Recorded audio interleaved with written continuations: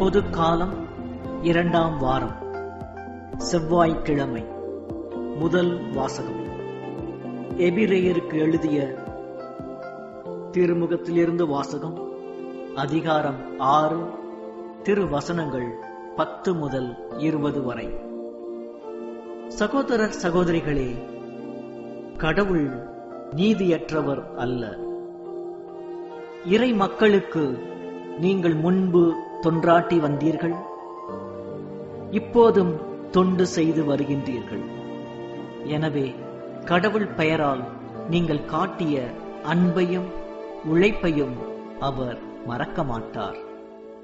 நீங்கள் எதிர்நோக்குவது முழு உறுதி பெறும் பொருட்டு உங்களுள் ஒவ்வொருவரும் முன்பு காட்டிய அதே ஆர்வத்தையே இறுதி வரை காட்ட வேண்டும் என மிகவும் விரும்புகிறோம்.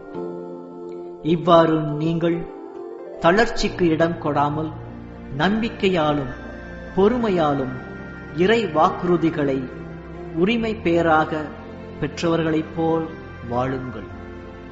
ஆபிரகாமுக்கு கடவுள் வாக்குறுதி அளித்த போது தம்மை விட பெரியவர் எவர் பெயராலும் ஆணையிட்டு கூற இயலாததால் தம் மீதே ஆணையிட்டு, நான் உன் மீது உண்மையாகவே ஆசி பொழிந்து உன்னை பல்கி பெருகச் செய்வேன் என்றார்.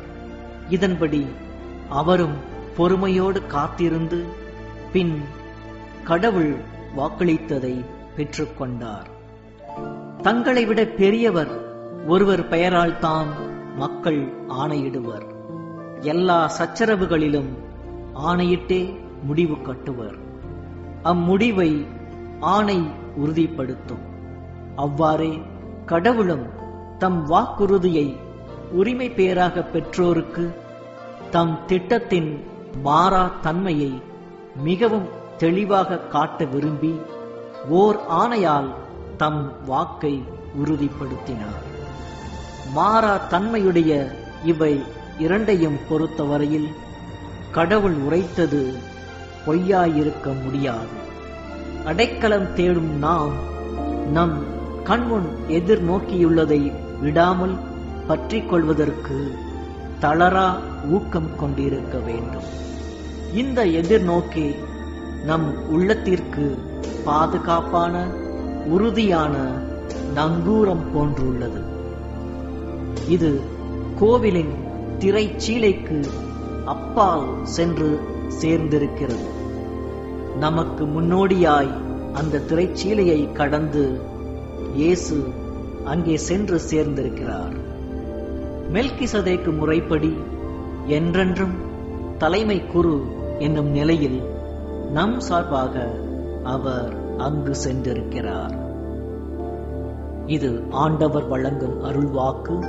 இறைவா, உமக்கு நன்றி. மார்க் எழுதிய நற்செய்தியிலிருந்து வாசகம். அதிகாரம் 2, திருவசனம் 23 முதல் 28 வரை. ஓய்வு நாளில் இயேசு வயல்வழி செல்ல நேர்ந்தது. அவருடைய சீடர் கதிர்களை கொய்து கொண்டே வழி நடந்தனர். அப்பொழுது பரிசேயர் இயேசுவிடம், பாரும், ஓய்வு நாளில் செய்யக்கூடாததை ஏன் இவர்கள் செய்கின்றார்கள் என்று கேட்டனர்.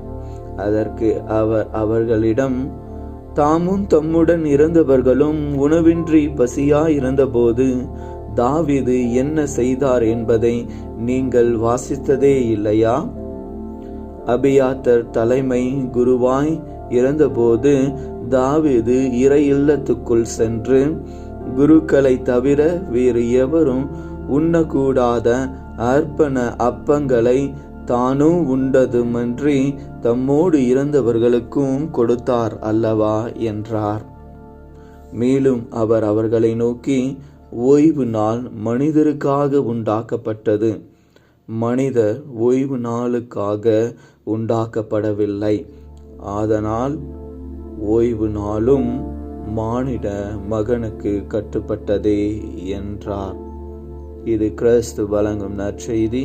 கிறிஸ்துவே உமக்கு புகழ்.